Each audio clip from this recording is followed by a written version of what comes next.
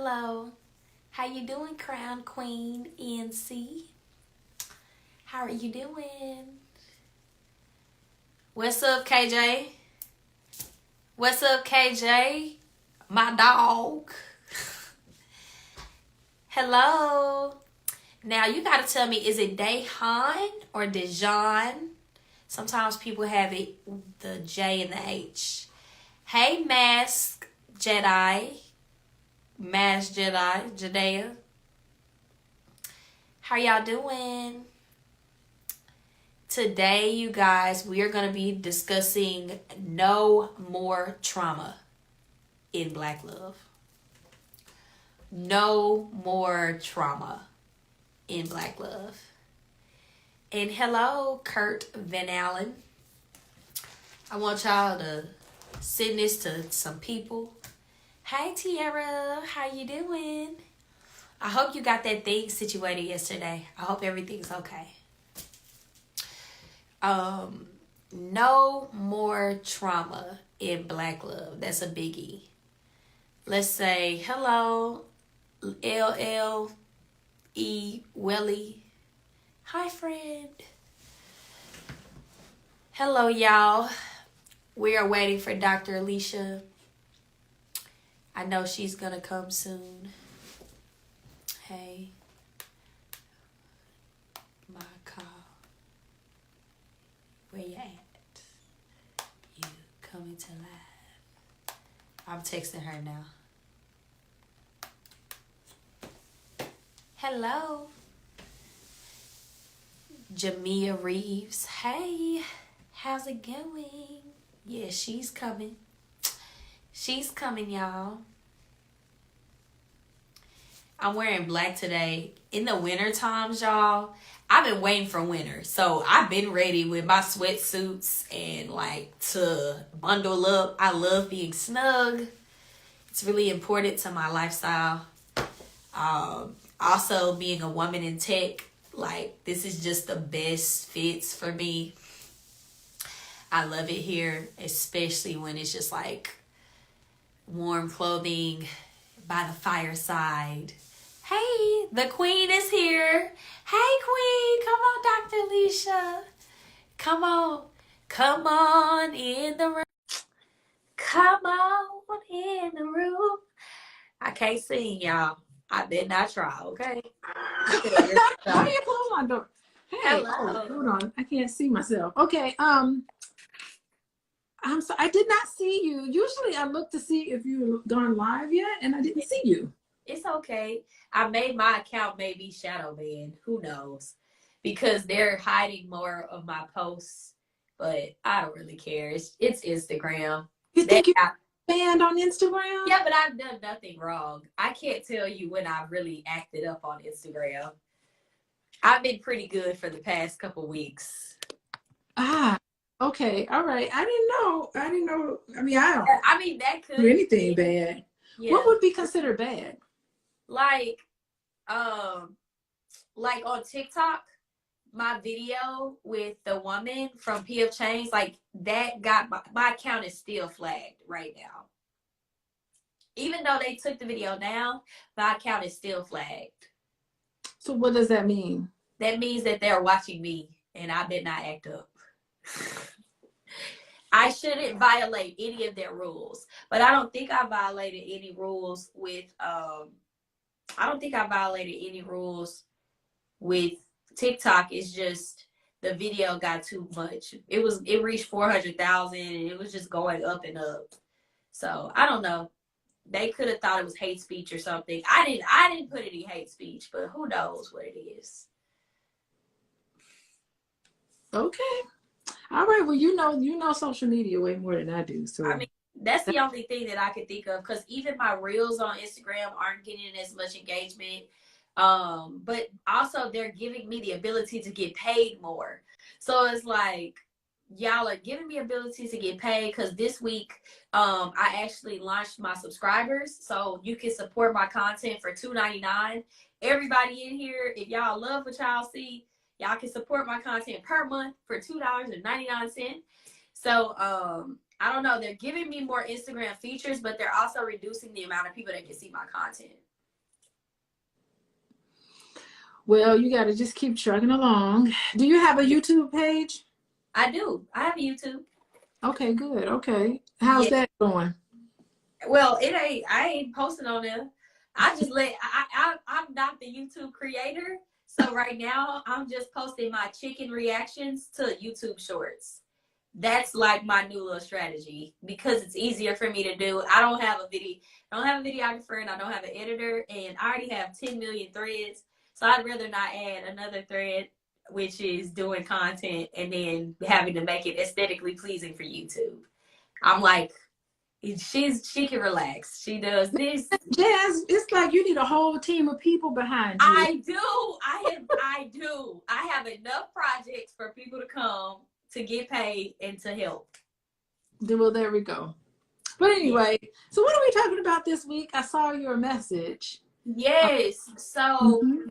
trauma has been a big topic this week. I didn't want to do like one of those like we're looking at what the world happening in the world, like celebrities. I wanted us to like just talk about like what's happening right now, like in our community. Trauma is a big thing that everybody's unpacking. Oh, I got trauma from childhood. I got trauma from marriage. I got trauma from bad relationships. I got trauma. It's trauma. It's So a buzzword, right? it is. It's a buzzword. And I don't want no more buzzwords that we don't necessarily have the correct psychological therapy background to back it up, if that makes sense. So the first thing is, hey y'all, my name is Jasmine Smith, aka the Pretty Plug. I am here on the drama-free Black Love series where it is our job, Dr. Alicia is I, to debunk the theory and the notion that you can't have Black love and that we can't be a healed Black people. So, Dr. Alicia, tell them who you are, what you do, why you do it. I am Dr. Alicia with Coaching with Dr. Alicia. I do primarily couples coaching. And you get, if you're interested in couples coaching and even some individuals I take on occasion, you can find me at coachingwithdralicia.com and you can fill out the intake form and I will email you back personally with a personal message and you can have a free consultation. I'm also a college professor and a social worker. And there we go. That's me in a nutshell. Y'all, and Yeah. she's also a wife. She's a mom. She's a businesswoman. Oh my gosh. I'm always push you in that way. You are a businesswoman, and she's a wealth of knowledge. I feel like a businesswoman this week because I have just been doing a whole lot. We are getting ready for the convention, the All Black National Convention, and it has just been, oh my gosh, it's been quite a bit of things that we have to get done and all the decisions that need to be made. And fortunately, I don't have to do much of that, but it's, you know, Dr. Boyce and his whole team, but I'm kind of in there a little bit, not very much, but in there a little bit trying to help out as I can. So 10 days left for the convention. Yeah. So one thing I think is amazing, y'all, I will be at the convention. I was just working out my hotel arrangements. I have my flight. I'm trying to get my hotel arrangements going. And then, so I'm going to be there. I'm going to be there if by God's grace. I got my flight already. Yeah. So I want everybody here on this call, if y'all are interested in anything that the voices are on, y'all can actually experience them for a 3-day with the convention. So we just want to make sure we're plugging that in. So yeah, today's topic. No more trauma. Yeah. Trauma, I know where you're going. Trauma is almost like that word similar to narcissistic.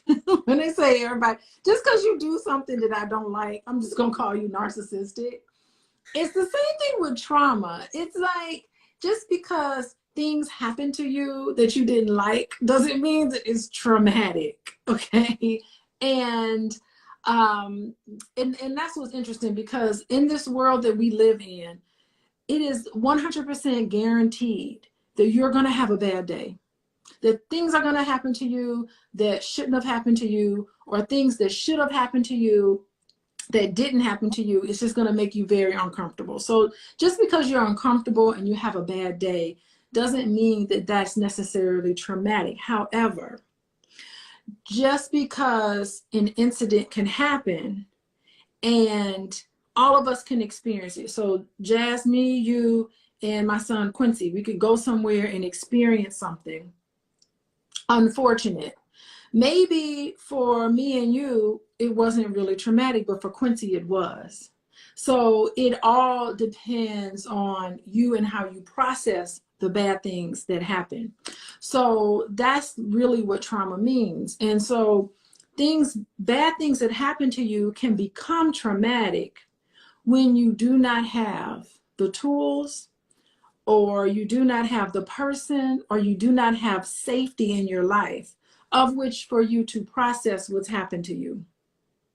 So it could be something really unfortunate, but if you don't have a safe space, it could be something traumatic that happened to you. If you don't have a safe space of which to kind of untangle and talk about things that happen, I'm not talking about car accidents or big major things, but I'm talking about just anything. You're riding your bicycle and you fall. You know, that could be traumatic for my son because maybe he doesn't have anybody to talk to about it. So it's when things happen to you and you don't have this safe place of which you're emotionally safe, you're mentally safe, you're physically safe. You don't have a safe place or a safe person of which you can kind of talk about these things and get things off your chest. It can be stored in your body and it can have the effects of trauma on you. And trauma is not just, it's not just an emotional thing either. Trauma affects the brain. It affects your hippocampus in the brain, which affects your memory. And I think it's really interesting because I hope I'm not triggering anybody. We talk about trigger warnings we need to give. But I think what's really fascinating is that women who've been sexually assaulted have a very difficult time going to the police and filing a report because that experience could be so traumatic for them, and it affects your hippocampus in your brain that you have a difficult time remembering everything that happened. So they can be like, tell me what happened and when it happened. And they, you know, police officers, they ask you very specific questions and you change your story. What happens when you change your story? Oh, she must be lying. She changed her story. No, she was a traumatized person, or he was males that are assaulted in many different ways. So if you know, changing your story or remembering certain things or having a distorted sort of memory of what's happened to you is normal when it comes to trauma, because we know from taking brain scans that it has that effect on your memory system. It also has an effect on your fear, your ability to process fear and emotions, like everything is an attack. So long-term abuse can have that effect, and it's very difficult to prosecute because if you could remember everything, then maybe it wasn't so awful for you. And so that's what trauma is in a nutshell. It is something that affects your brain, particularly if you grew up in an environment that wasn't loving, and you grew up in an environment where you felt awful. You didn't have anyone to talk to. You were either emotionally abused or psychologically abused or even physically abused. That has an effect on your ability to relate to a lot of people. It has an effect on your ability to trust others because you were taught early in your life that everybody is dangerous. The world is dangerous. And so that's basically trauma and what it really means. Man, what I take from that is bad stuff happens to everybody, but it's how we process it. Mm-hmm. And it's what we associate with it. And if we blame ourselves too, right? Like, oh, it was something I did to get raped, or it was something I did to get in trouble, or it was something I did which caused this bad thing to happen to me in my life, which then I associate those scenarios and the impact of it. It's almost like the impact. Like yeah, because when you say there's something I did, that means you're internalizing it. And with the trauma, some of the consequences of trauma is that there's a lot of shame. You feel like you're responsible for it. You're like, you know, parents are really good to their children. Parents are nice and kind to their children. There must be something wrong with me that my parents weren't nice to me. Because generally parents are supposed to be kind and nice and supposed to raise them. But my parents didn't necessarily do that to me, or my mom didn't do that to me. So I must be defected. I must be, and this happens when children experience humiliation growing up, degraded. You become, that's part of your victim experience. And it's very difficult in relationships when you get older. You have a very difficult time getting married because you don't trust anybody. Or you're triggered all the time and you're just going off and yelling. Who wants to marry somebody that's yelling at them all the time? So yeah, that's the effect it has on you. And do you think we should go into how we identify our triggers or talk about our vulnerability first? Well, I think I talked about vulnerability. It is hard to be vulnerable when you have that sense of shame. So it's really hard in relationships to open up and become vulnerable because maybe you were vulnerable in other situations, typically when you're in your childhood and you were humiliated. You made a mistake, because children need nurturing. They need a space where they can explore their environment. They need a space where they can mess up, they can fall down, and it's okay because the primary caregiver, whoever that is, a mom, a dad, a grandma, whoever, understands that that's part of their development. And in child, and I think like what a lot of parents have in their head is that I'm showing tough love. I'm toughening them up because I'm getting them ready for this world that's bad. And, that's how you pass on a lot of that trauma from one generation to the next, trying to toughen up your child, when really what your child needed was a safe place, a place of safety so that they can go out into the world and feel confident about themselves and not have a low sense of self-worth. That's good. You've been bringing up a lot of childhood stuff, and I saw this video, Dr. Alicia. I saw this video, and it was low-key. I could probably find it on TikTok. Do you want to see it or hear it? Yeah, play it. I want to see it. So I'm good for a good tiki-talkie. Okay. I don't even think I have a TikTok account. I never used it. Okay, like my TikTok's growing. I have 1,600 followers now. I'm like, what? Yeah, girl, TikTok for me is just every time I get on there, they're finding me. And I'm just like, okay, y'all go ahead and come on over here to the Jasmine land. Let me see. I saved it. Let's see who's in here with us. Let me tell you, I'm loving these our regular people. Sharon White, welcome. What's good? Rolling with Rory. He up in this thing. Who's that? That is a barber. He's an Aries, and I think his name is Rory. I forgot, but he has the sweetest son named Keyston, and he's a barber in Dallas. And he's amazing. Yes. And tell me why he was in a relationship with a Pisces and he had met me. He was like, oh, I got to run away from y'all. So it was like, we'll probably have to have a whole talk about zodiacs and relationships and how people be like, no, I don't want to talk to you because you this.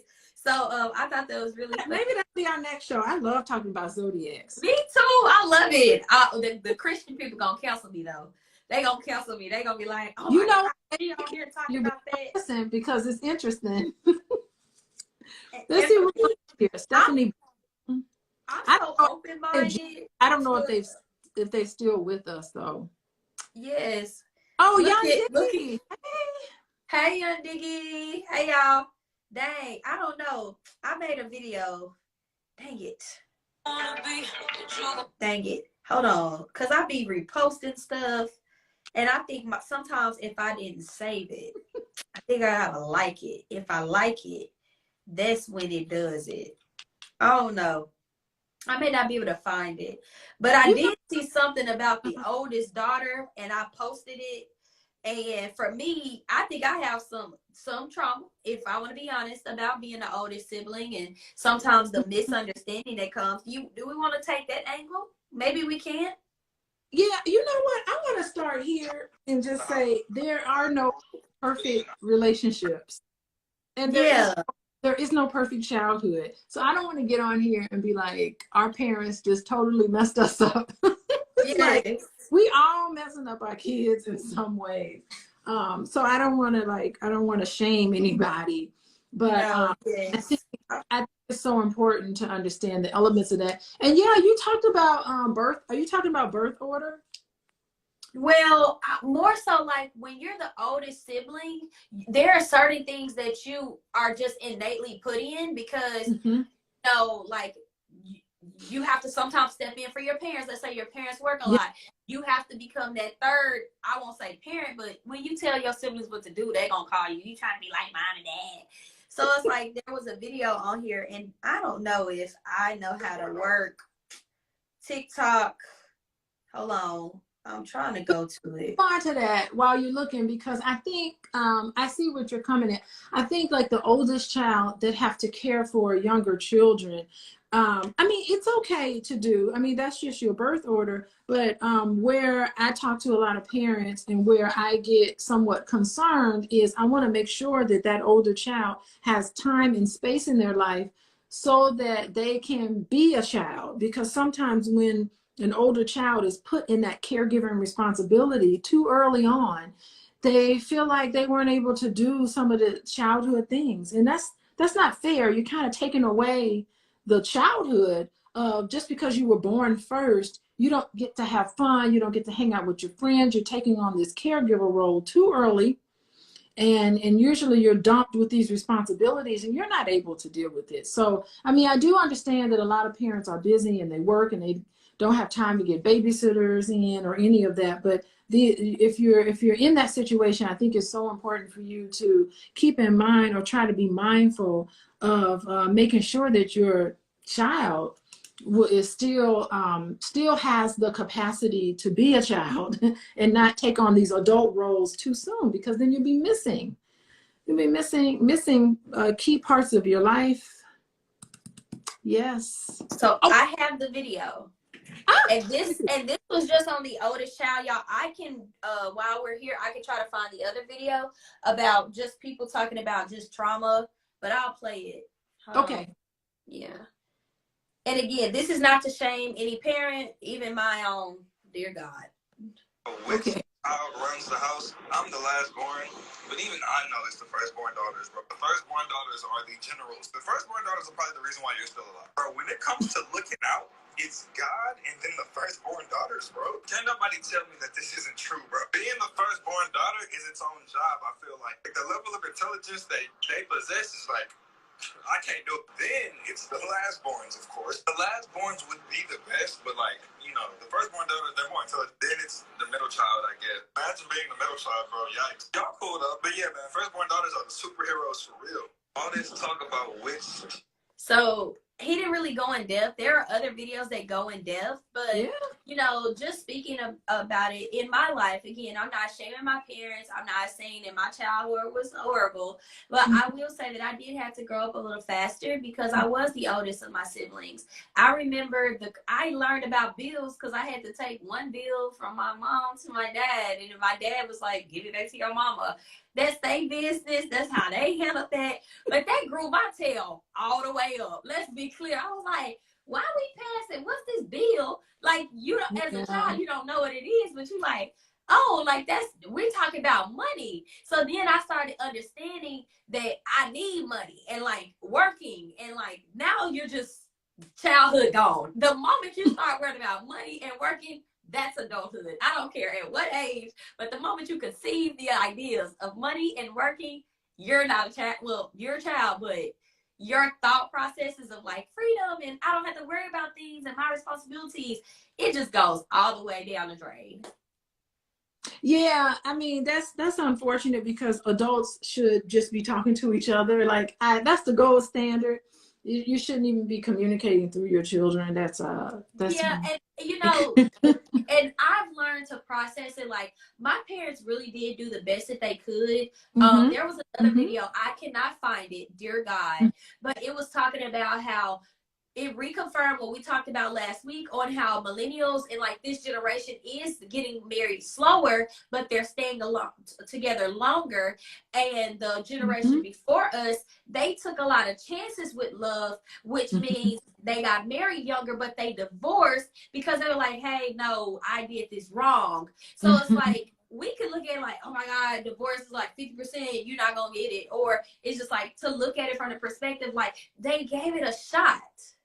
They actually tried, and they did it a lot younger and all that other, like they did it without the tools. And then unfortunately the generation is, here we are, yes, you did it without the tools, but now like it's the trauma on this generation of, we're fearful of love, we don't want to get divorced, we were raised by divorced families. Of my friends, I can say I probably have one group of friends that has a mom and a daddy and they're not divorced. You know what I'm saying? So it's just one of those things, right? I'm remembering, so I do have to keep this in mind about this generation. It's like, and maybe the millennial, I'll call you all the millennial generation. I really think, because you may not be a millennial, you may be too young. I am. I'm 20. You're a millennial? Okay. Yes. You're a millennial. Yeah, I think what happened, let me tell you about millennials. Millennials were coddled. Y'all had, let me tell you something. I used to go bike riding. I used to go roller blading. I didn't even have roller skating. And I had no protective gear at all.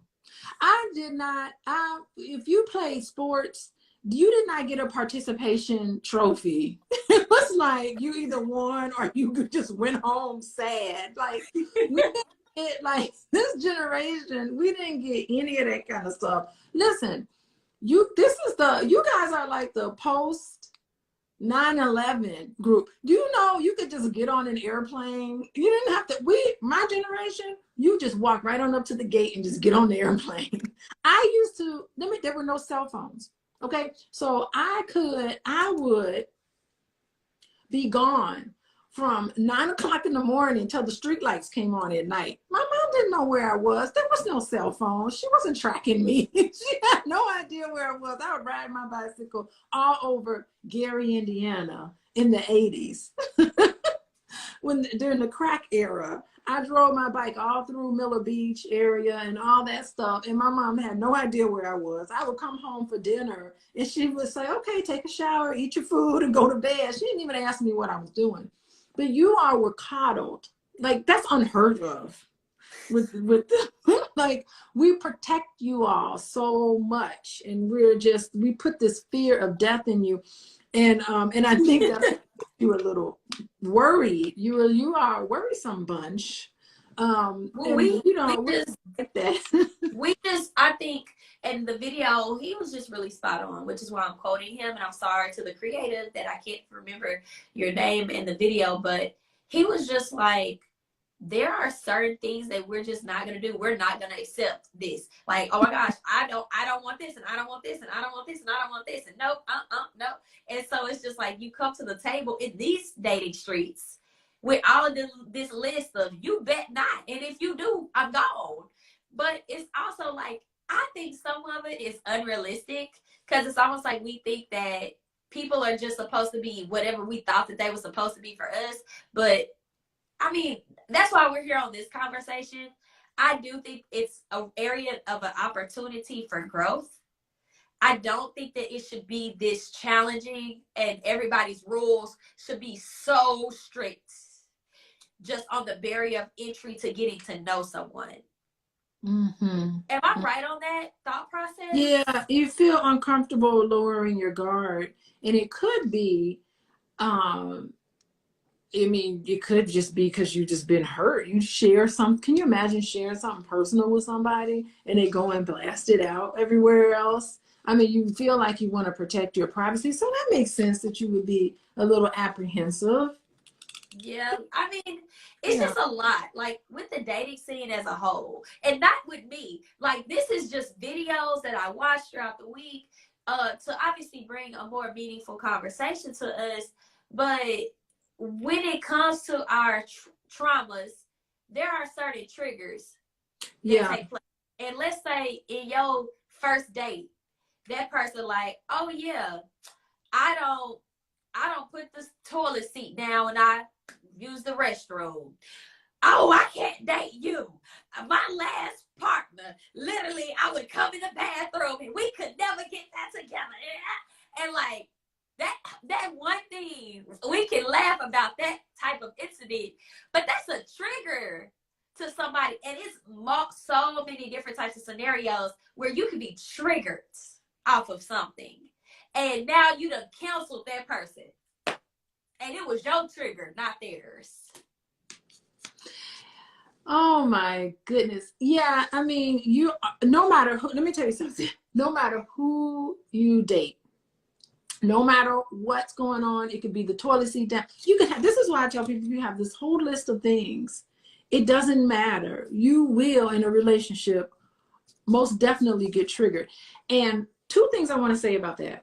Number one, I am so sorry. There are some people who don't understand that a romantic relationship is 100% different from all the other relationships that you have. It's different from when you go to work and you have a relationship with your boss. That is not the same dynamic. It's not, the level of intimacy is not where it is, okay? Even some of your relationship with your friends and your family, there is nothing like the one person that you absolutely love, okay? And it is that person that can trigger you and often does. So even when you feel like, oh, okay, my triggers are, I have to have somebody to put the seat down. You must put the seat down. I think when someone tells you that, you should ask them, what is it about that seat? What is it about putting the seat down that's important to you? How is it that triggered you? Like, become very curious about that. So how would you like for me to respond? Let's talk about it. How would you like for me to respond going forward so that you feel safe? Like, take it seriously. That's but good. Take it really seriously. And I think that it's unfortunate that some people have this sort of unrealistic expectation that they're just going to have this relationship and it's going to be so wonderful and they will never ever be triggered. But your romantic partner, someone that you are in love with, will do some things to trigger you, and it's how you deal with that level of conflict, because that's what it's going to show up as conflict. You're going to be uncomfortable. So should you discuss your triggers on the first date, on the second date, on the third date? Like, when should you discuss these triggers? I don't listen. That's another thing. Should we call it triggers? Because that's what they calling them on TikTok. So I'm just trying to keep the language. This is another thing. Let me just tell you. I don't know. I need to spend more time on TikTok. I think we're just using trauma and triggers and narcissism. We're using all of these clinical terms. Really, we need to stop. We need to say, what you did hurt my feelings. Oh, wow, that's good. We need to stop using these terms because these words are really made for clinicians. They have a clinical definition. And I'm not saying that I'm better than anybody else because I have a clinical license and all of that. But like, it's like a physician. It's like, I can do that surgery on you. Like, no, you can't. You need to be a physician to do that surgery. You know, that's what licensed, you know. So I really think, I don't know if it's trigger, but it could just be something that someone did that you don't care for. But are you supposed to bring your past up in your new relationship? Because they be saying that too. They be like, in the they, I use they, like, you know. Yeah. But they be like. Right. So we need to stop talking about triggers. And we need to just say, here's what I'm looking for. Here is something that I don't necessarily want in a person. And this is another thing about millennials. Millennials are used to things being catered to them. You guys grew up in a curriculum that was, oh God, what's the word? Where they tailor everything to you. What is it called? It's called individuation is the word it's called, used in education. Individuation is where a teacher will assess you and they will teach to your strengths, or they get to know you and they adjust teaching based on how you learn. And so you never adjusted, but your surroundings adjust to you. In real life, it don't work that way. It don't work that way in real life. And I'm seeing it in higher education because I got y'all in my classroom, and you all really want me to stop what I'm doing and adjust what I'm doing to you. Very often I get a lot of students who say, I deserve an A. I said, why? Because I studied hard. And I was like, well, bravo that you studied hard. That doesn't mean that you guaranteed an A. And so they expect everything to be catered to. And there's an article written on that called it's almost like the baby, the coddle. They called y'all the coddling. The coddling of students. This actually was written up about students expecting everything to adjust to them. So fast forward in relationships, when you expect everything to be catered to you because it was catered to you by your parents, catered to you by the educational system, when you get into a relationship and the very first time something happens that you don't like, you're all of a sudden traumatized and triggered by this narcissistic partner. No, that is not what happened. Sometimes you need to be flexible and you need to adjust. I'm so triggered and I'm traumatized and you're narcissistic. Not necessarily. You need to adjust. You need to have a conversation with each other. You need to talk about what it is. You know, you have to be a master at conflict resolution. And I do not see this, and I don't mean to beat up on these 20 and 30-year-olds, but I am. I mean, but that's why we're here, because we're struggling. Like, we're getting in our 30s. We ain't got no kids and we're not married. Now, that's not all, but it's a large percentage. And then we have found ourselves making podcasts. And then we on the podcast spreading isms and masculine. I ain't never heard masculine and feminine more than I ever have in the last 2 years. So the something. Whole point, spreading ism. Let me tell you, my daughter, who is 12 years old, you know what she did? She came up to me and she said, and she's got big, fluffy, curly hair. It's like really loose curls. She said, Mom, I just am just upset about texturism. Texturism. I said, I'm sorry? Texturism is such a problem. I said, what? She said, all textures of hair is equally beautiful. I said, go sit down somewhere. Your daughter is being raised around, like, obviously doctors though, but isn't that kind of right, where she's able to identify terms and she's like, there's a problem. Somebody has a problem with my hair. Let me Google this. Texturism. I have a problem with texturism. And we're so accessible to information. So Dr. Boyce said, wow, Taylor, that's really interesting. Why don't you do a video on it and I'll post it? I was like, girl, do no video on no texturism. But she was serious though. I didn't mean to laugh at her, but because I know I mean, but that's like what's happening. We're like, this person did this to me, YouTube. This person said this to me, YouTube. I have this sickness, Google. Next thing you know, everybody's a narcissist. Everybody's all these things. And it's just like you said, we do need to put a measure on it. Like, we can't go around labeling people. Like me, I will say, that's a narcissistic tendency, but I'm not going to label that person a narcissist. It's a tendency. Again, I don't have any type of license, but I be identifying like, that behavior was a little different. Let me just say something. All of us have narcissistic tendencies. I believe that. Let me just give you an education on narcissism yet again. Narcissism is a continuum. Like, we all we have a little bit of narcissism in us, right? So let's just throw it out. Let's just be done with these labels and these terms. You do not know what you're doing. You do not know how to use them. There are professionally trained therapists that still aren't skilled in diagnosing someone with narcissism or any other personality disorder. It takes a lot of skill training and practice work, clinical practice in order to diagnose. And quite honestly, in my practice, and I've been practicing in a bunch of different agencies, I've done private practice, I've done all sorts of practice. Very rarely am I going to come across or diagnose somebody with a personality disorder. I very rarely have done that. You're right, they may have some tendencies, but I would never give anybody a personality disorder as a diagnosis. I would look at their symptoms. This person is sad. This person is anxious. This person is has PTSD. I diagnose the symptoms that they're coming in. Personality disorders, I don't even get into, because honestly, I don't even think it's important to diagnose.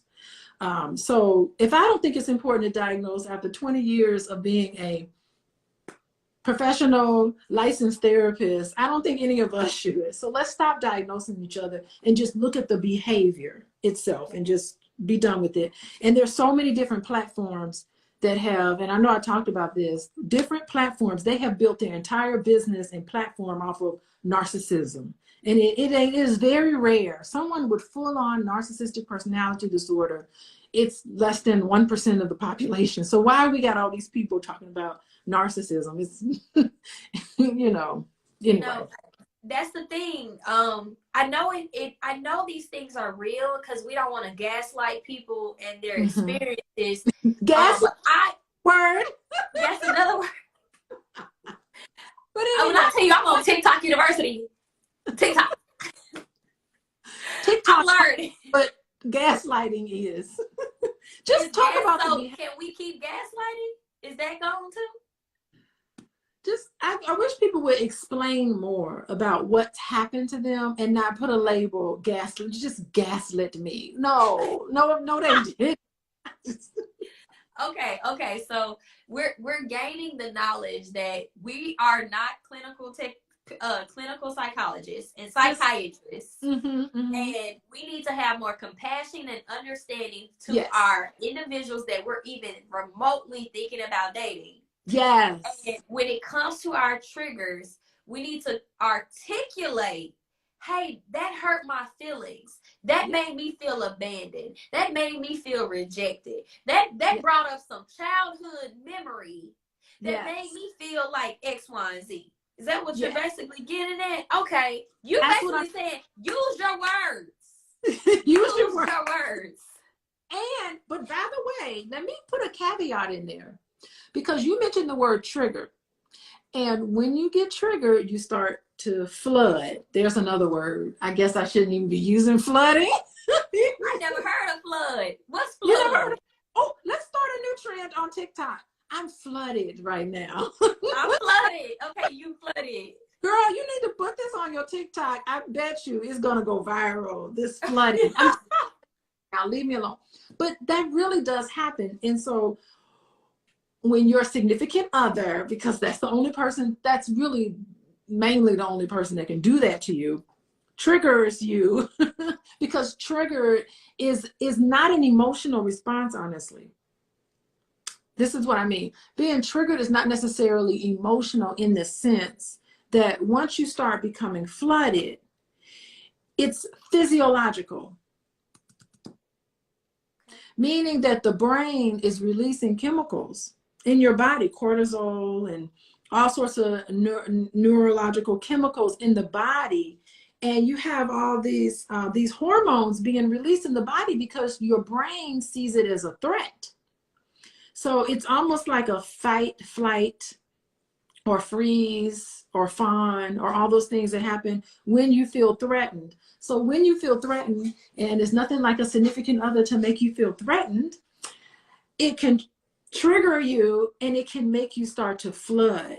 And that I use flood like that because it starts in the brain and you release cortisol and it takes over your body and you cannot be rational. You just lose it. This is why people take their phones out and they start recording people when they're in this flooded state, because they're acting and behaving in a way that they normally wouldn't do, because they're in a fight or flight. They really feel like they're being attacked.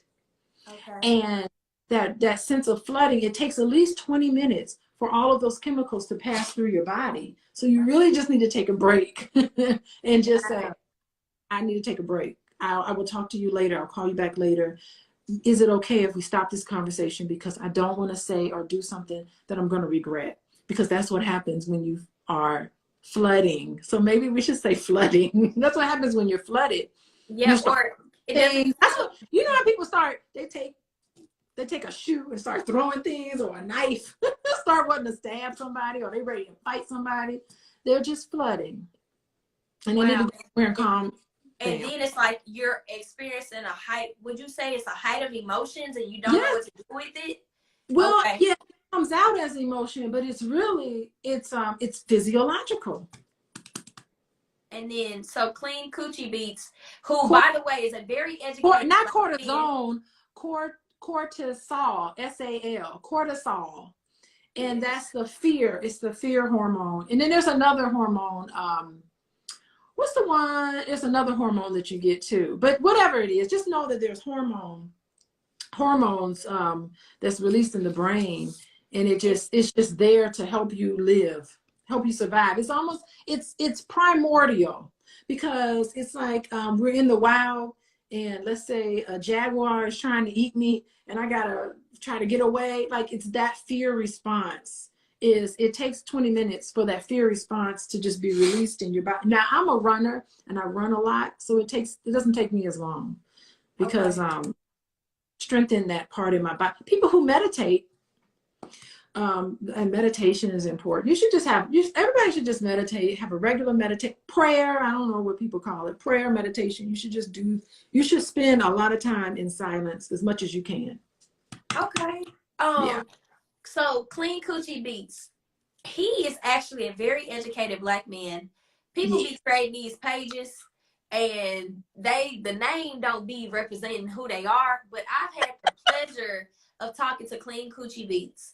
And I would love for anybody in our audience right now, y'all know this is free game, to request to come up here, talk to us, ask questions about anything that we talked about. And I know Clean Coochie Beats, he wanted us to talk about our upbringing, and how that may have impacts adrenaline on our mental. Yes, thank you, Dr. Lycan. Adrenaline, cortisol, and adrenaline. Yes, and Dr. Lycan, you know what?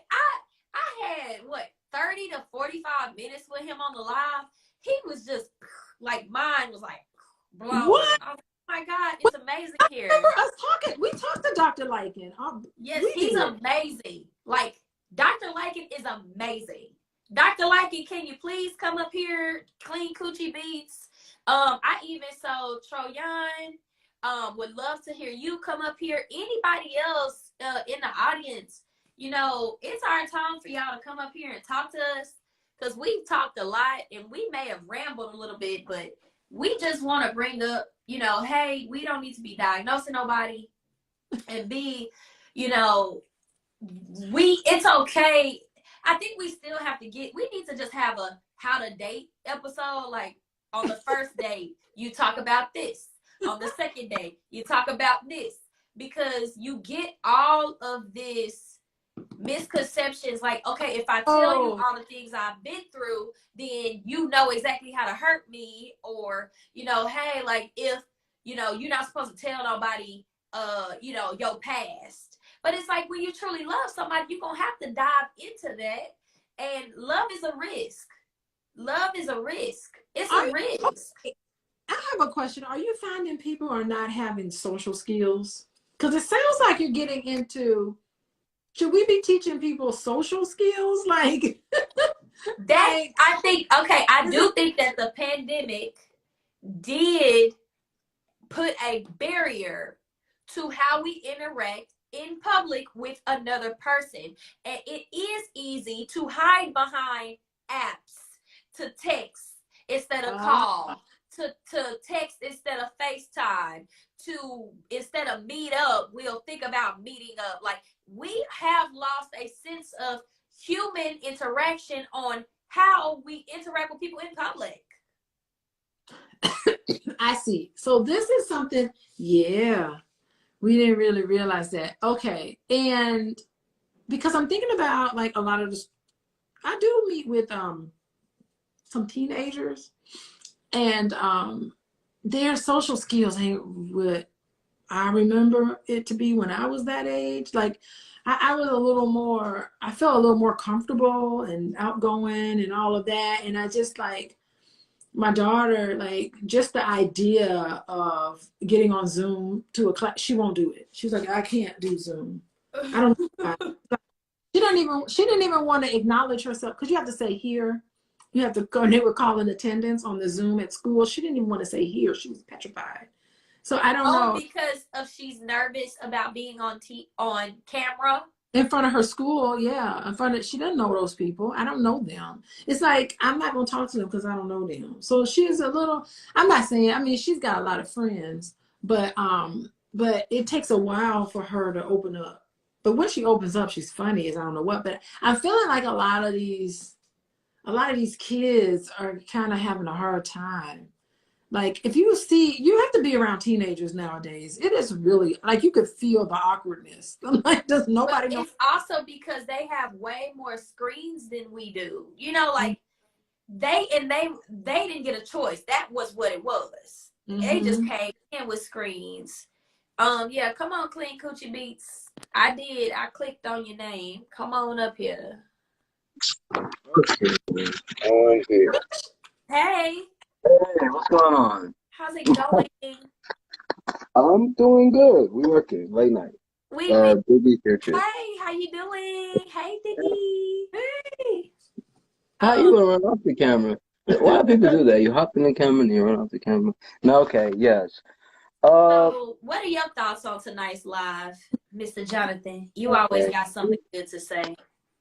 Well, yeah, I do have something. I always try to have something good to say because, I don't want to put no bad energy out. I have enough of that on my own. But, we went over this before. I'm what you say, titled with PTSD. So when you said triggers, that like caught my attention because they tell us, try to control your triggers, understand your surroundings. Like, even though I like speak and stuff like that, there's like very moments that I'll kind of step back. That goes through relationships. It's like you have to map your life out when you deal with those symptoms. And I know you said social skills. It's very important.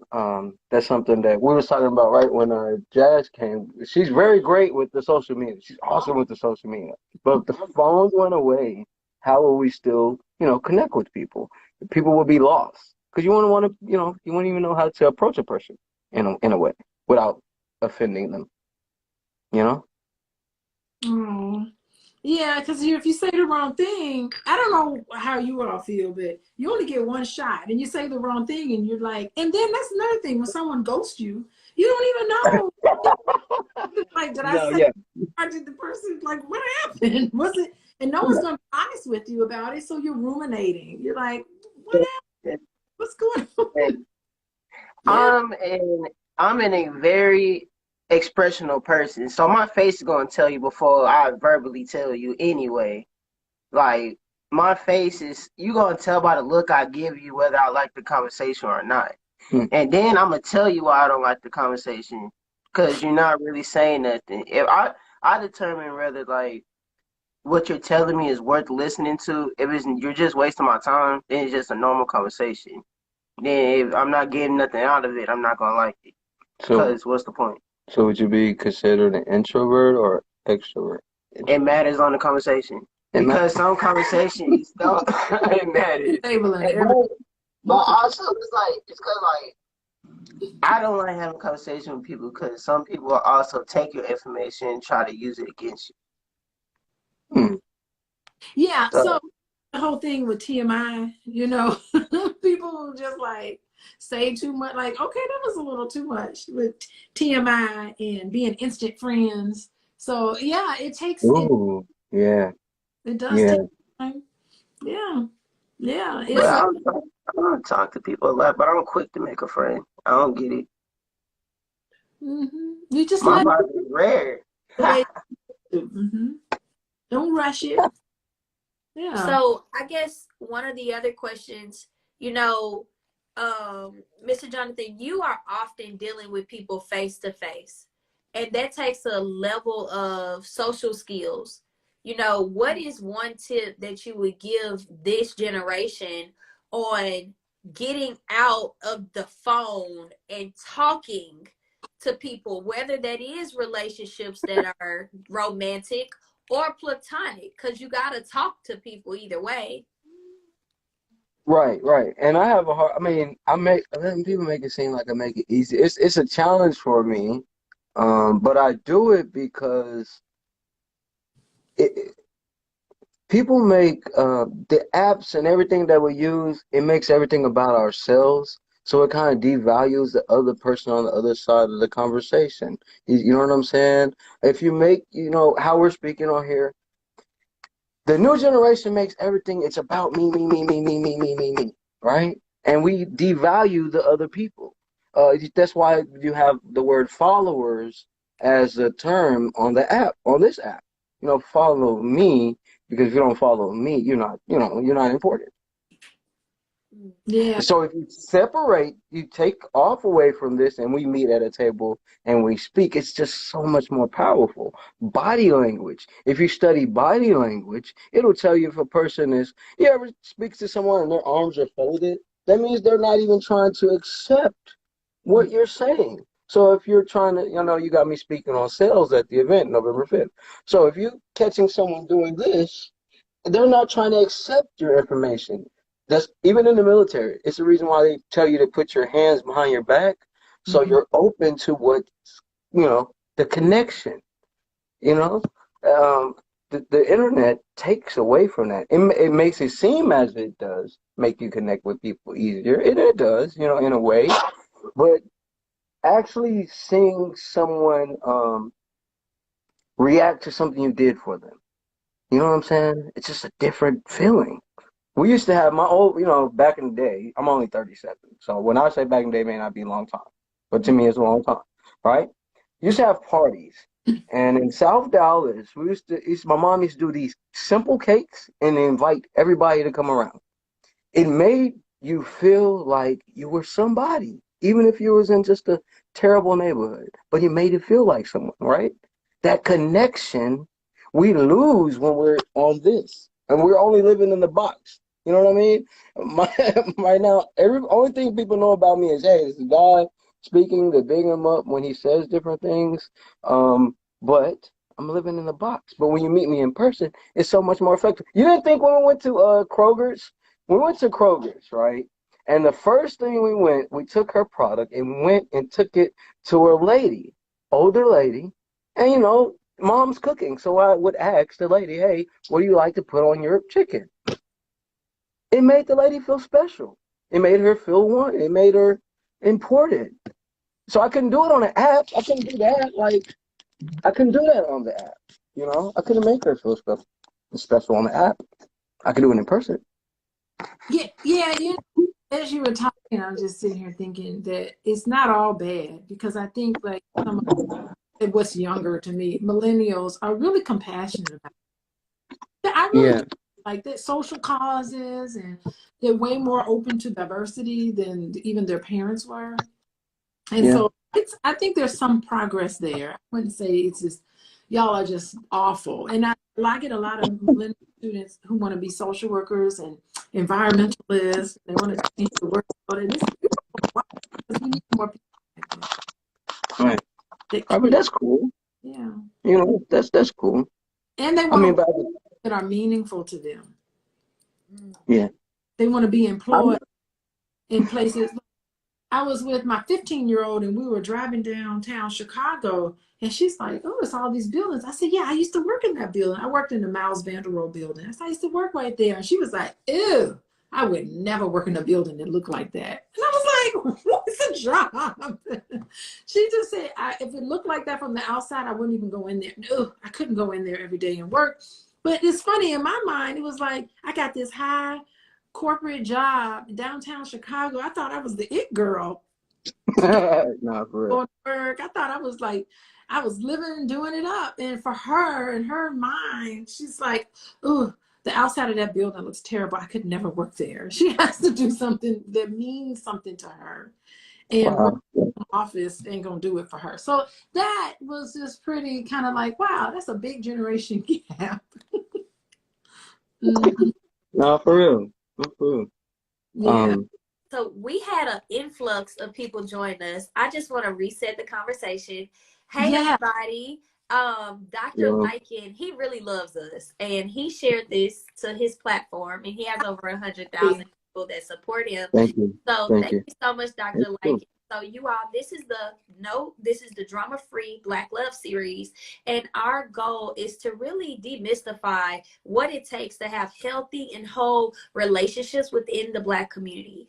And we cover topics like, obviously today we talked about trauma and triggers and communication and working through things and marriage and divorce and PTSD and narcissism. Like we have an actual psychologist, therapist.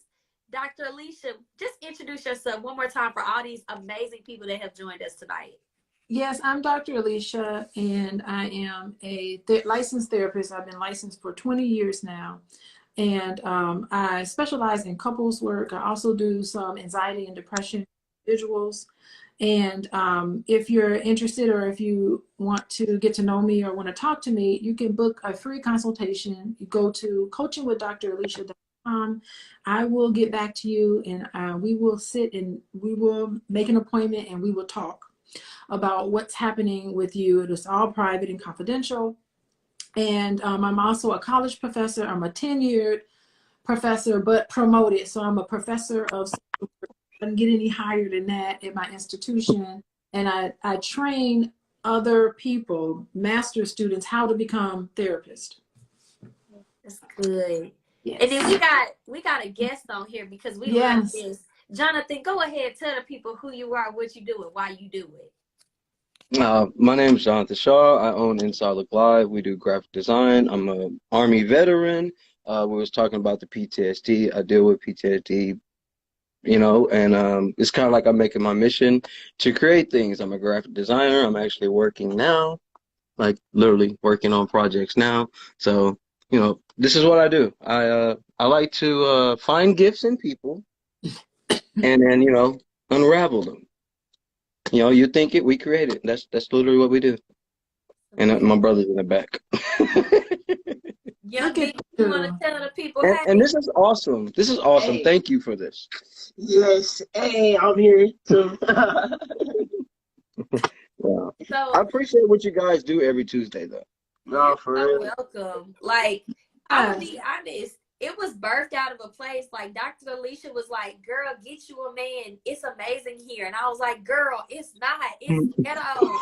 Like, I don't know if you've seen outside. Like, love is traumatic. It's a mess. It's I'm ghetto. inside because outside made me come inside. Oh, wow. And Dr. Alicia was like, no, I talk to Black men and they're ready, and I do matchmaking and love making, and like obviously not like the love making part, but she's like, I help to match people with love.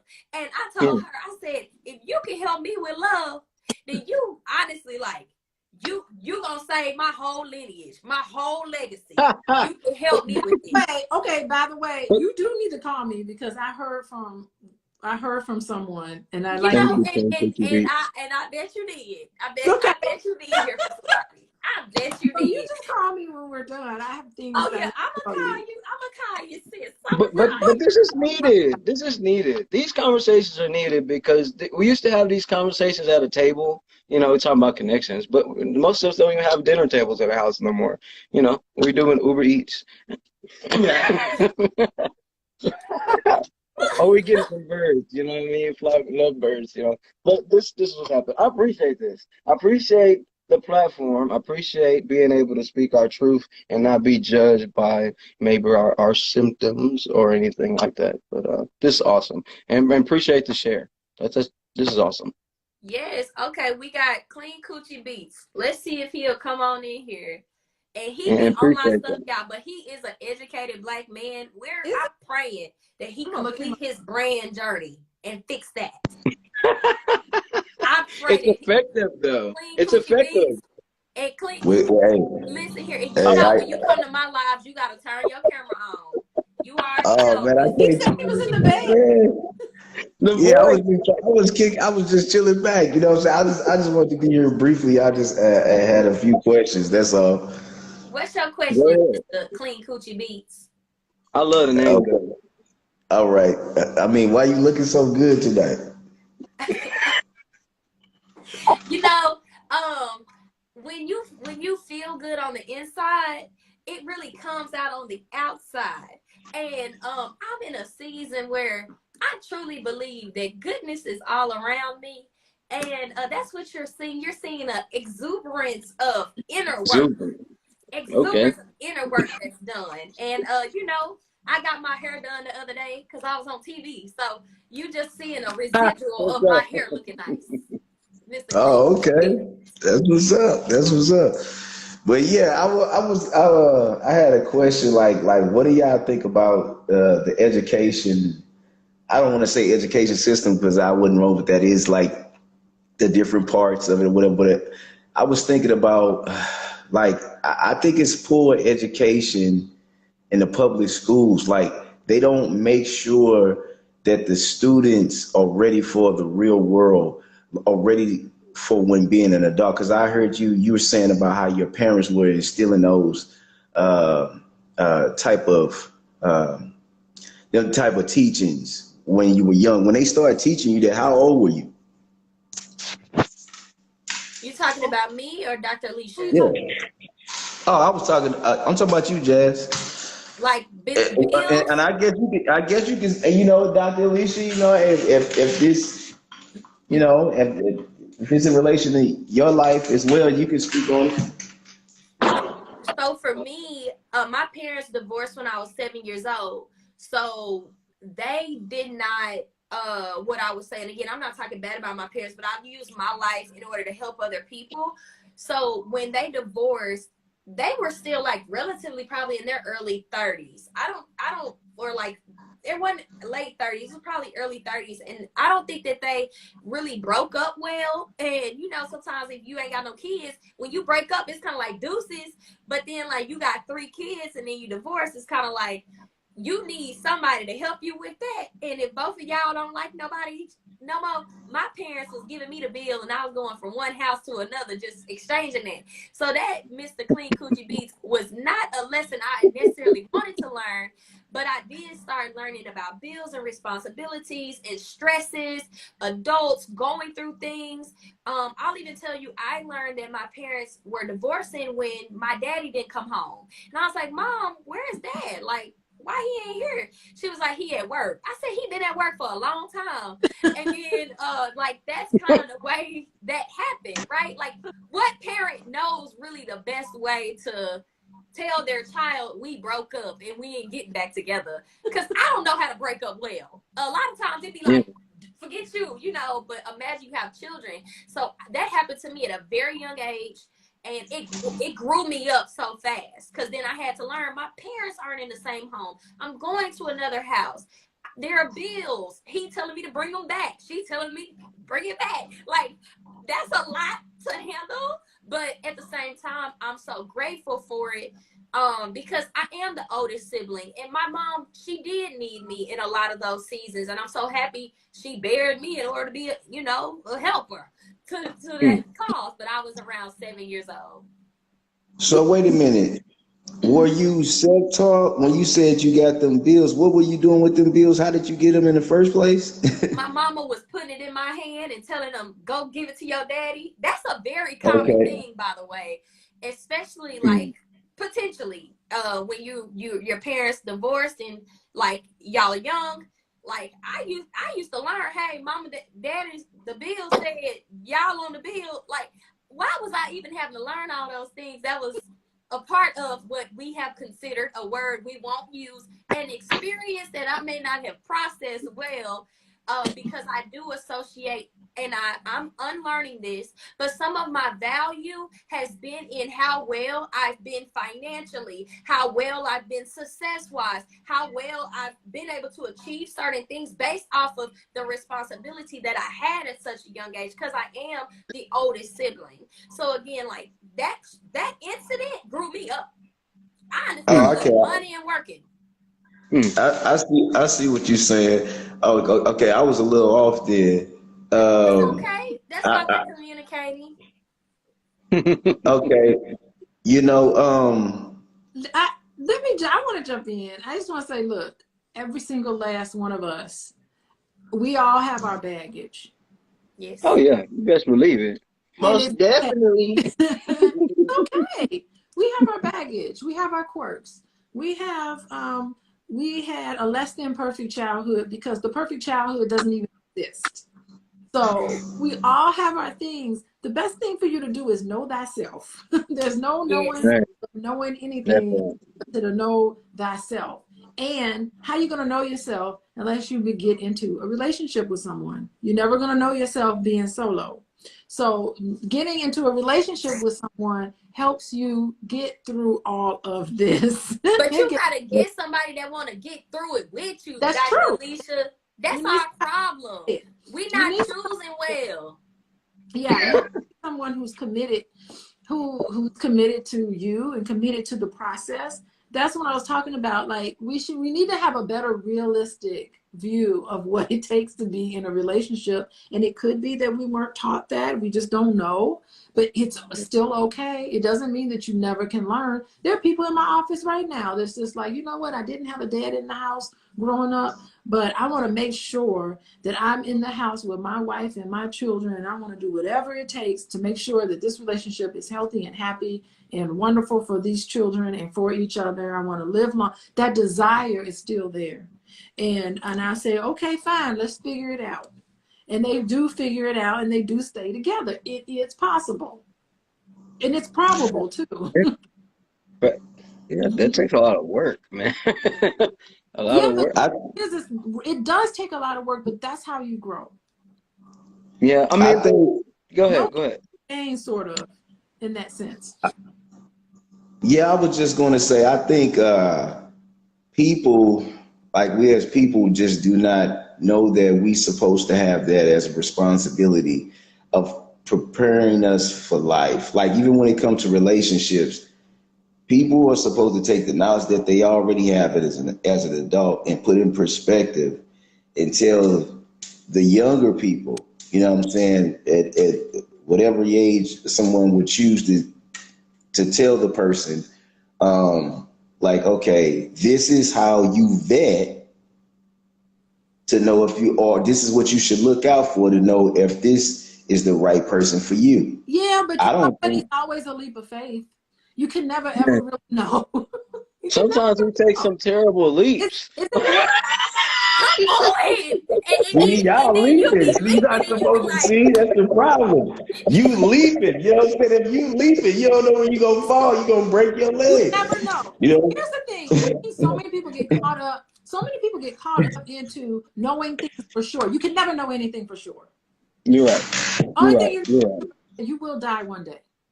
And that's it. Yeah. But do you want to live well or no? You, because like so many. Okay, let's just take Mr. Jonathan, because I'm always not the devil's advocate. Cause I don't like to use the word the devil, but like I'm always like I'm gonna bring us to whatever reality. Because Dr. Alicia, the perspective, that's where I aspire to be. But I'm on this podcast with y'all because I'm okay. Clearly, I am not there yet. So, to Jonathan's point, how do we know when the leap is the right leap? Like, is there any You'll never know for determinants? You will never. But don't that make life exciting though? Like it makes life exciting. That makes life, no, it make it dangerous. Always some activating ingredient you can't put your mind on. There is an element that is an X factor. There's some dark areas, and it is going to take a leap of faith. Yeah, I mean, those like I think my brother said it best. He said we learn from our some of our worst mistakes is some of our best lessons. You know, we're Yes. not. There's But no book out here teaching you how. I mean, there's plenty of people writing books, right? But there's not just the right book unless somebody wrote it and I ain't read it yet. On how to, I guess, hunt or pick out. You know what I'm saying? Study the right, you know, person to be. And all we know is fairy tales. All we hear fairy tales growing up, so we think it's perfect. And Yeah. then when you step into the waters and realize there's a tide, there's some back and forth, and there's no balance anywhere. And then we stumble and fall, and then we have divorce and the things that we be going through, or I've been going through. I will speak for myself, going through. You know what I mean? You I know. feel Sharon, experience is the best teacher. That's what Sharon Threads is telling us. Experience is the Yeah. best. There are no mistakes. You did not make a mistake. You picked the perfect person for you. When you pick somebody when you pick somebody to settle down with, you have picked the perfect person because there's some lessons you need to learn with who you pick, who you're attracted. You are attracted to the perfect person to help you learn lessons in life. Right. Yeah. Or it's in that I want. time, maybe that certain time or season. Time, season, whatever you want to do. And sometimes relationships have an expiration date. No, they do. They do. I definitely agree with that. Sometimes we just don't know when to say, You gotta know when to hold them, know when to fold them. Okay, but what if you're in, let's say hypothetically, your relationship it do need to end, but you got kids.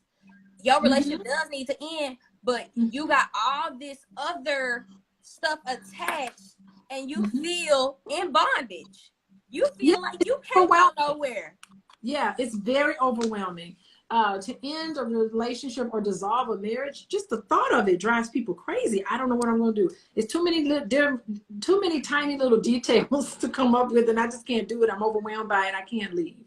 And so, yeah, so people do get overwhelmed. People do feel. I mean, you ask for help, and even when you know that it's over, sometimes it's important to go back around the track again and make sure that you're right. But if it's supposed to be over, it will be over and right. things will fall in place. I hate to take a mystical outlook No, on it, no, yeah, come on with it. but it will fall in its place and it won't be struggles. You know, it'll think you'll be surprised how there must be a I don't know, there must be some other force behind it because when things are supposed to end, it will end and there's nothing you can do. It's really nothing you can say other than it's Yeah, time. It's just time. yeah, It's time.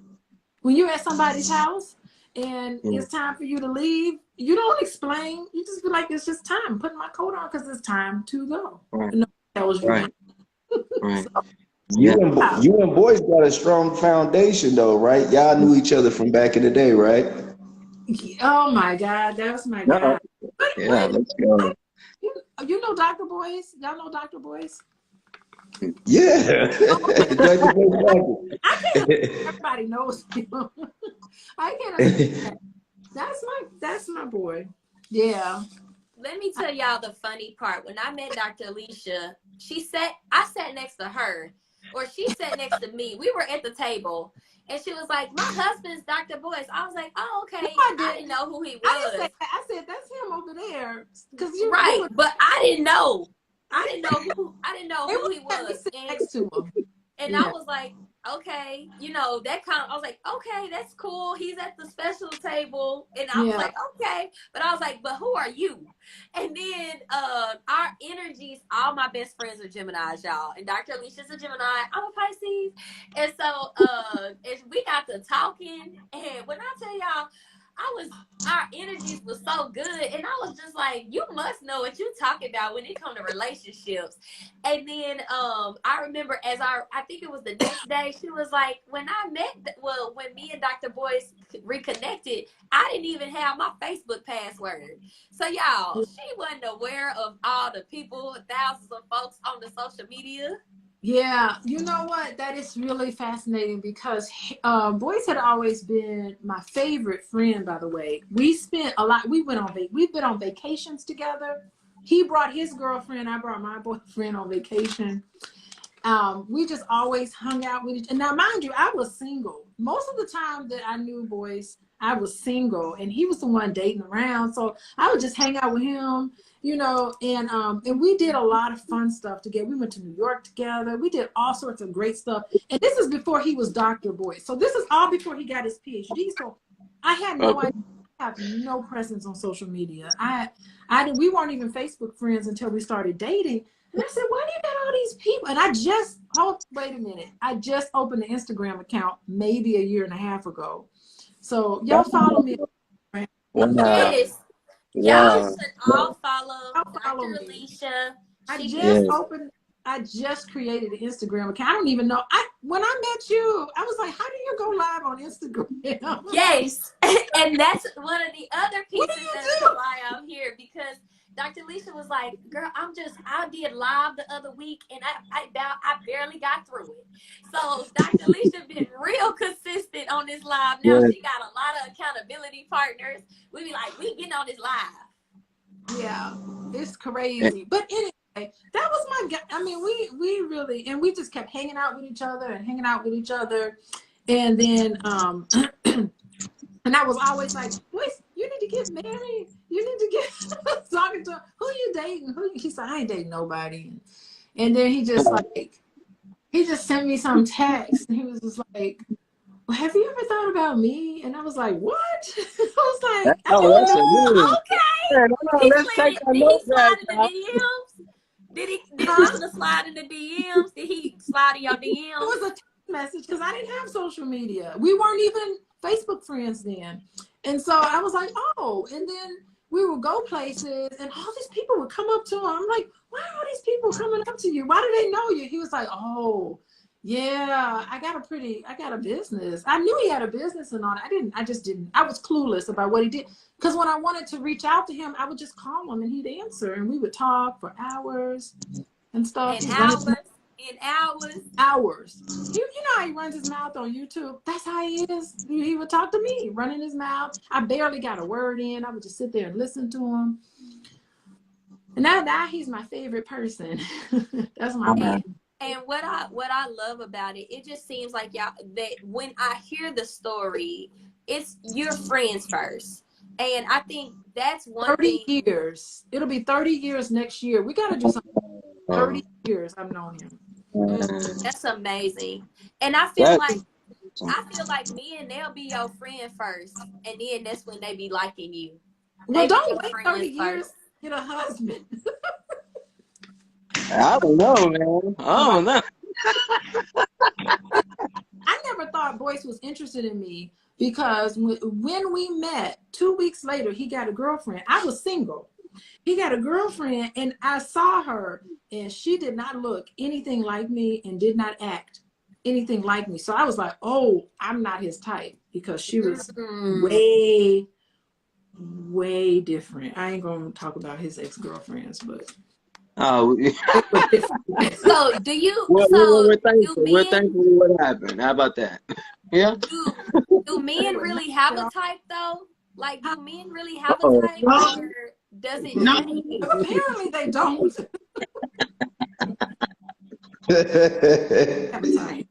got money in the bag, you good my way.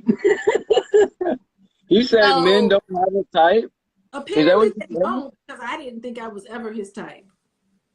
Well, how do you get a? So, okay, let's say, Dr. Alicia, this is a girl question, and the men get to listen in on it. So, let's say you spot a man from over there, and he doing all the things that you want, and you like, dang, but you know he ain't really talking to me. What's your secret tips for him to come and for you to get his attention so he can, you know, you can slide, y'all both sliding. Eye contact. Oh. Okay, but let's say y'all have made it past strangers though, like y'all know each other. Oh, you know what? Let him come to you. Don't walk up to no man. I'll be. He 50, wants you. I'm gonna be 50. I'm gonna be 50. Do not. And see, I don't know if it's because my mom is old school. Like my mom had me when she was like 35 years old when she had me. So she's the old lady. So Okay. she's like, do not call men. Okay, so Do Maddie. not call a man. If a man wants you, if he wants to talk to you, he will call you. No, you're gonna find some way to you. Some way. She You're gonna said, find a way. this is what my mom explained. Men have testosterone, and testosterone won't let them stay away from you if they want you. Yeah. That's what she said. It won't. Okay. It's true. But she said men's testosterone will make, if a man is interested in you, you do not need to wonder about it because he will let it be known. Yeah.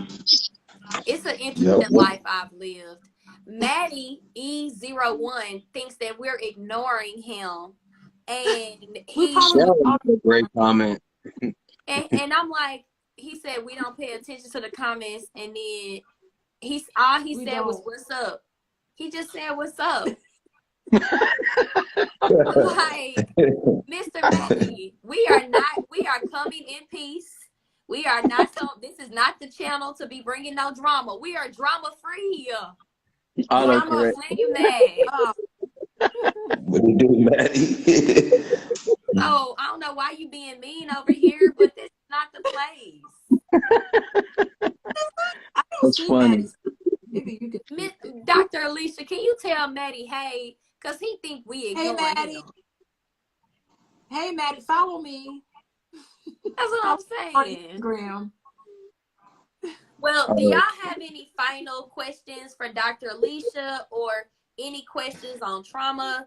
Because we do want to close it out because she want to have girl talk with me and talk to me about something. I do, and I'm getting sleepy. I know she want to talk. I don't even talk it to you though. Okay, Mr. Maddie, listen. One thing about me, you real spicy. I wish I could give you a hug, Maddie. Following Maddie. I know. I wish I could give you a hug, Maddie. Cause how can you really get mad at me? Like, what did I do to you? Y'all do not go attack Maddie, but y'all go send him some love and let him know that he needs a hug. Big shout out to Maddie, man. Yeah. I had one more. We love you, Maddie. I have one more question, y'all. Okay. All right. So no other questions, y'all. I'm already following you. Dr. Alicia, do you want to come up here, Maddie? You want to say something because you can? Yeah. I'm not gonna pop you. Hey, hold up. Hey, Jazz. Yeah. Can y'all hear me? Yeah.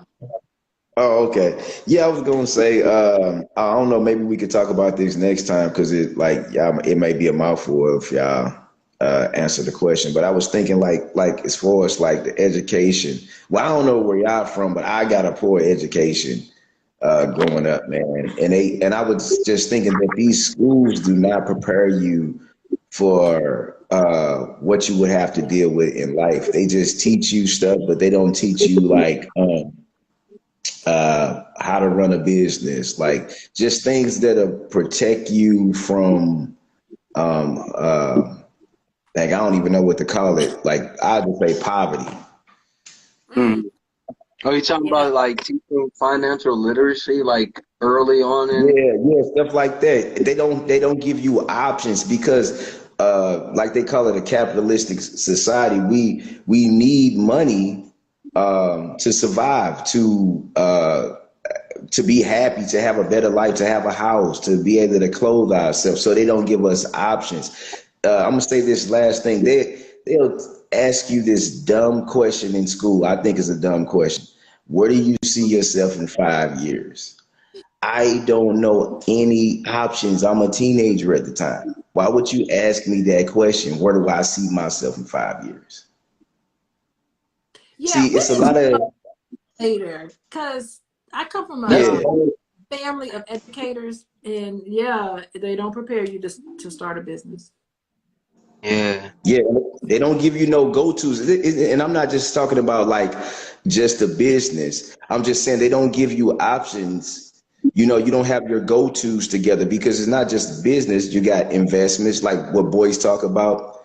Boys be going ham on that. He be telling the truth about that. Like You know how they give you the illusion that you had to work for these corporations when you could have been investing coming out of high school. Yeah. Yeah. You know what I'm saying? About everybody, all of us in the house, we all work for him. All of us, from the baby on up to me. I work for him. We all work.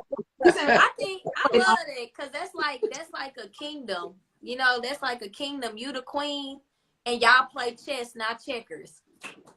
Hey. That's how it's supposed to be. Ooh, drop the mic.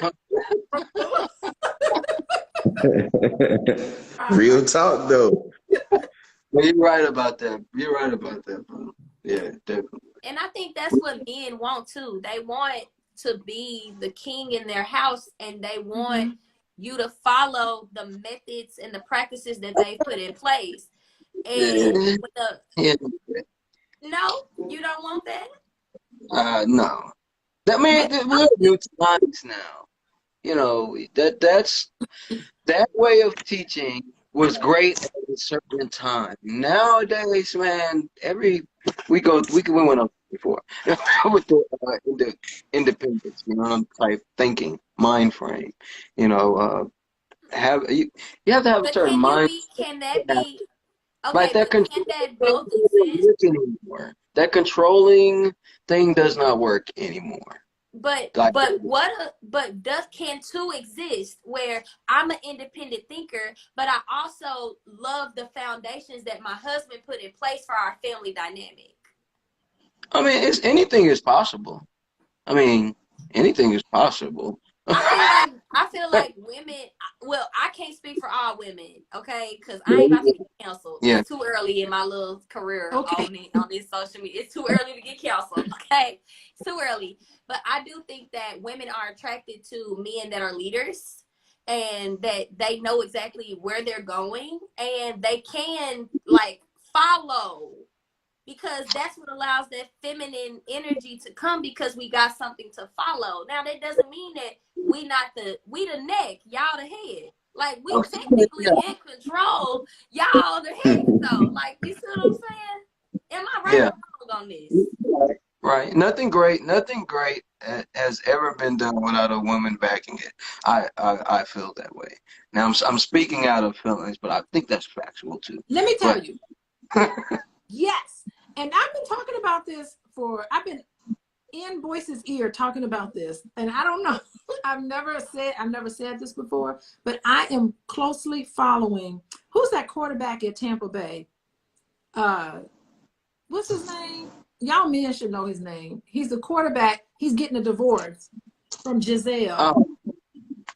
Tom Brady. I told Boyce, I said, watch. Tom Brady is going to be in a whole heap of mess. He is no longer going to be a winner in that field until he does right by his wife. I said that months ago. And every time an article comes up where Tom Brady is in big trouble, I'm forwarding it over to Boyce. I said, I told you so. I told you so. Let me tell y'all men out here, y'all limited. And what's going to make you limitless is getting a good woman. I'm telling you. I'm telling you, do right by her too. Because when you do bad by her, your business is going to suffer. This is not clinical Dr. Alicia talking. This is Alicia talking. There's no research behind this because I'm an evidence-based practice therapist. Right. But right now, I'm just about just other stuff. This is Alicia talking. Yeah. Right. I do believe that. But it's true. I'll be researching stuff I read Zig Ziglar. I study old different things, right? Before the internet. That's the type of stuff I check out, right?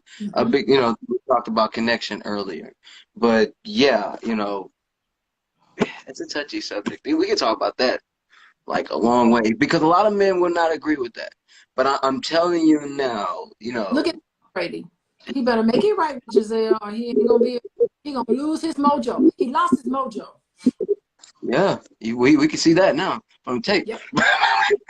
but I mean, but like I said, you want something really to flow, have a woman behind it, and them little things that we as men miss, they catch them and it blossoms. it makes the connection, you know, and the things that you don't think you get are possible. So yeah, you know, that's just how I feel. You know, I'm Hey, only Dr. Alicia, you ever read Napoleon Hill's book, Dr. Alicia? I ever what? I can't hear. Have you ever read Napoleon Hill's book? Napoleon Hill. Who? What is that? I have so many books. Oh yeah. It's called The Law of Success. He mentioned something like what you were saying, like, but it would work in reverse. He was saying that the woman would make the man excel at things. Yeah, success. All those laws are based on principles. So if I were you, I would get the Hermetic principles and study that text. I say to that. Oh, Okay. okay. I don't need to, yeah, you know, I just sometimes you just kind of on social media you gotta. Principles of which all these laws or whatever are made of. Yeah, I'll be studying some stuff. Principles. I wouldn't. And forget those laws. Get to the principles of which they are founded on, and that's when you get knowledge. Yeah. Right. That's dope, man. See? Connection. That's what's up. Okay. Well, you guys, we had a good time tonight talking to y'all. Make sure that you're following us. If you're catching this live on a replay, you can go back and listen to all of our other episodes. I think it's probably like 12 or so or more at this time. So it is a blessing to be able to talk with y'all and connect with y'all every week. And we'll be back next Tuesday for another episode on the Drama-Free Black Love with myself, Jazz the Pretty Plug, and Dr. Alicia. We're coaching with Dr. Alicia, and our guests that will come in every week. yes, Jazz, and we got a Jonathan. lot of people with us. I think it's so Yes. great. Tonight was good. We had over 100. It was amazing. Like, it's getting good. It's getting good. Here we Okay. go. I'm about to call you. I'm going to call you, girl, so we can have our girl time. Okay. All right. All right. Bye.